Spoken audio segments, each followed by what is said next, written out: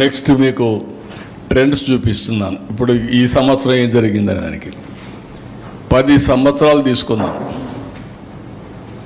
ఈ 10 సంవత్సరాలు మీరు చూస్తే అగ్రికల్చర్, ఇండస్ట్రీ, సర్వీసెస్ ఈ 3 కేటగిరీ కింద ఎప్పటికప్పుడు మనం ఇది చేస్తూ ఉంటాం. 1,48,196 కోట్లు అగ్రికల్చర్, సర్వీసెస్ ఇవన్నీ వరుసగా ఇచ్చాం.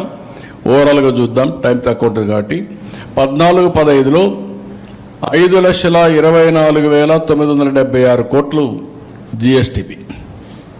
ఈరోజు 16,06,109 కోట్లు. ఇది గ్రోత్ అన్నమాట. మోర్ దెన్ 2.5 times, 3 times 10 ఏళ్లలో మోర్ దెన్ 3 times.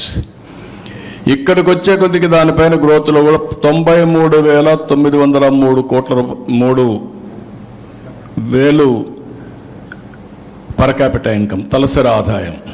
అది ఈరోజు 2,68,653 24-25కి వస్తుంది.